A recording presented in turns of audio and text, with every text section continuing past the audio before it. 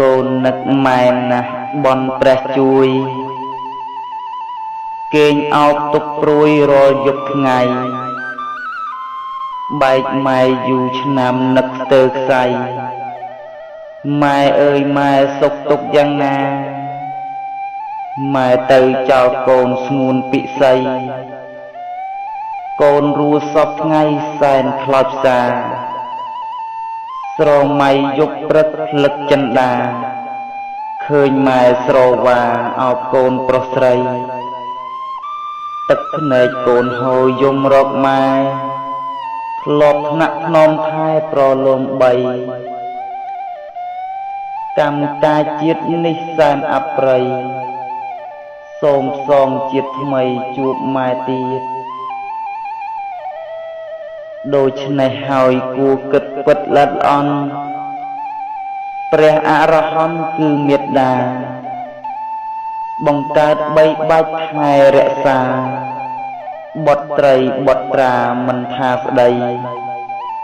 ទោះម៉ែឈឺជាមិនត្អូញប្រាប់គ្រុនឈឺចុកចាប់មិនត្អូញអ្វីខ្លាចនាំលំបាកកូនប្រុសស្រីទ្រាំលាក់រាល់ថ្ងៃក្នុងចិន្តាម៉ែនើយម៉ែហត់គ្រប់ឧបសគ្គ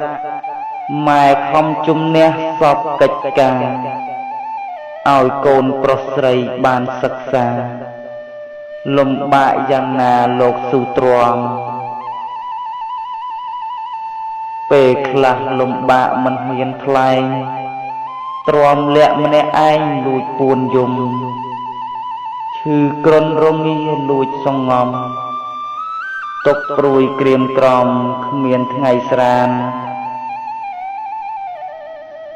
កូនខ្លះច្បាស់ជារមើលគុណសាងបាបកម្មធ្ងន់ពុនសាមាននាំទុកព្រួយភ័យនាំរំខានមិនផ្ដល់សុខសាន្តជូនលោកឡើយពងវក់វងវែងលបែងភ្លើងពណ៌អាក្រក់ថាល្អមិនខ្វល់ឡើយ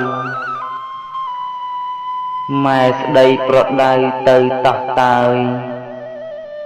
បែរធ្វើប្រងើយឆ្លើយតបស្ដីសេពគប់មិត្តភក្តិដើរផ្លូវខុស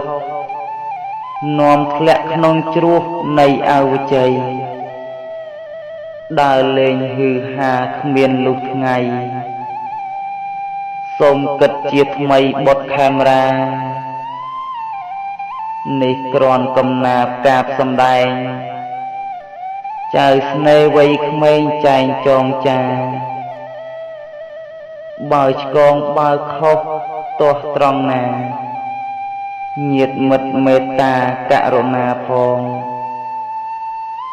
វន្តាប្រណម្យផ្ចង់អញ្ជលីហត្ថាទាំងពីរគុំអោនផ្សងទេវតាឆ្នាំថ្មីតាមឃុំក្រងពុកម៉ែខ្ញុំផងសុខសួស្តីអាយុវណ្ណៈសុខៈជារួមនឹងពលៈពរថ្លាថ្លៃពុទ្ធពរបវរល្អប្រពៃជូនញាតិប្រុសស្រីគ្រប់ទីស្ថាន